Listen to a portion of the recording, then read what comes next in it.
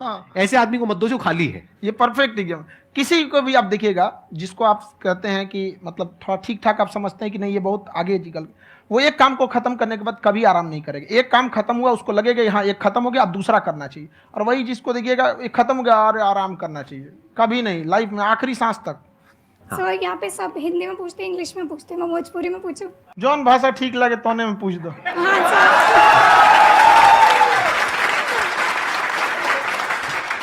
Sir ये पूछा के चाहते नहीं कि जैसे हम पढ़ाई करें नहीं सर, तो कभी कभी डेली टारगेट्स जो होला वो कंप्लीट ना होला, अगर टारगेट्स कंप्लीट भी होला तो फिर ऐसा इरिटेशन या फिर वो एंजाइटी या फिर कि और करना है या फिर अभी नहीं हुआ वो चीज़ हमेशा रहेला, तो वो कम कैसे करल जाए?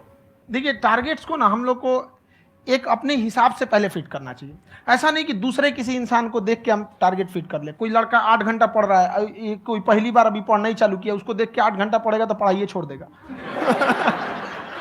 तो आप अपनी क्षमता के हिसाब से देखिए कि आप कितना पढ़ सकते हैं। अगर आपने एक घंटे को बना लिया कि हम 1 घंटा पढ़ सकते हैं, अगले 1 हफ्ते तक उसको सस्टेन रखिए। जिम में कैसे करते हैं लोग, पहले दिन उठा लीजिएगा 1 कुंटल तो हार्ट अटैक हो जाएगा। तो वो धीरे धीरे टारगेट सेट कीजिए और अपनी क्षमता को भी देखिए। हर इंसान की क्षमता अलग है। कंगारू को देख के हाथी छलांग मारेगा, पैर तोड़ के बैठ जाएगा।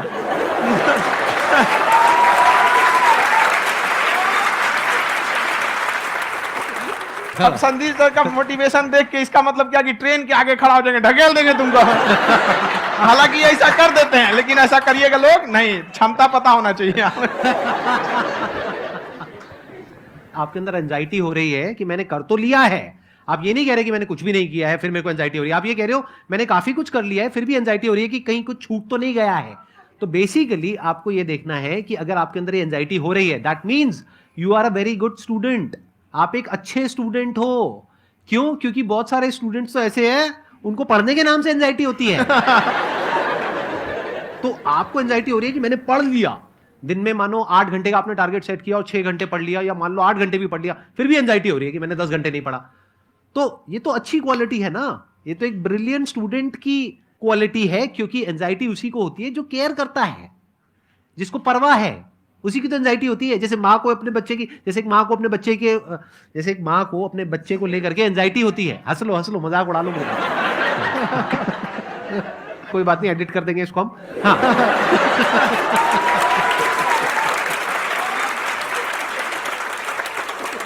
जैसे एक माँ है, उसको अपने बच्चे को लेकर के एंजाइटी होती है, थोड़ी सी भी तबीयत खराब हो जाए उसको एंजाइटी होती है, चाहे बच्चा ठीक भी है, डॉक्टर को नहीं होती है।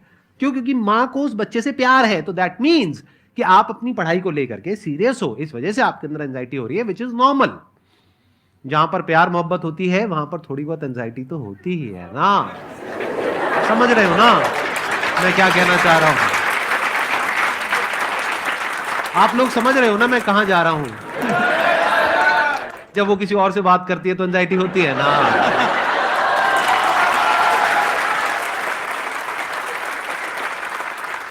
सर आपकी स्टोरी हमने सुनी थी, तो एक टाइम आया था जब आप गंगा किनारे जाके बैठ गए थे, उस समय आपको कुछ समझ नहीं आ रहा था। तो उस समय मतलब आपने ये डिसीजन कैसे लिया कि अब आगे नहीं, यहाँ से वापस जाना है? रास्ता ही नहीं था।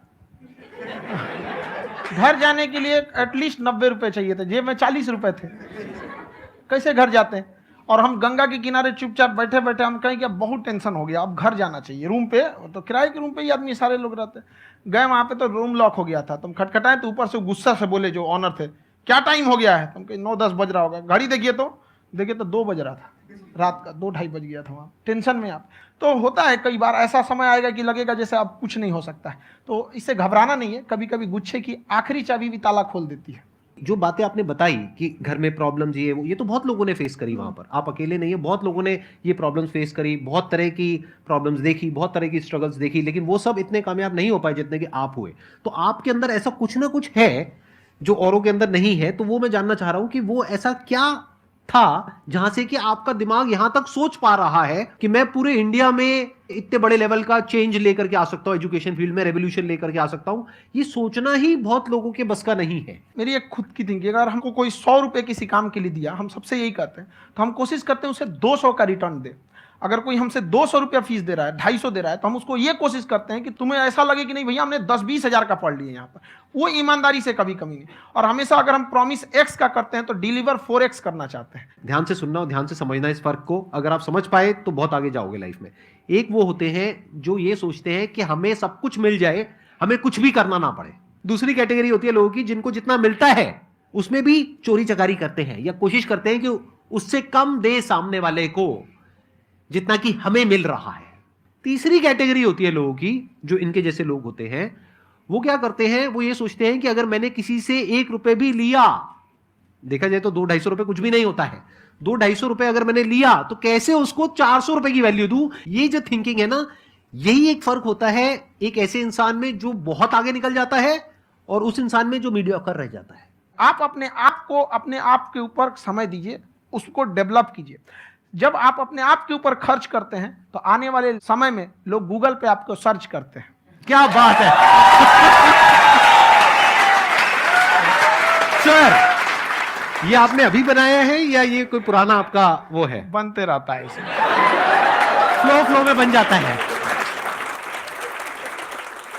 आपके अंदर ना सर एक कवि छुपा हुआ है कहीं ना कहीं जो बाहर आना चाहता है। कभी ना कभी आपने सोचा होगा कुछ?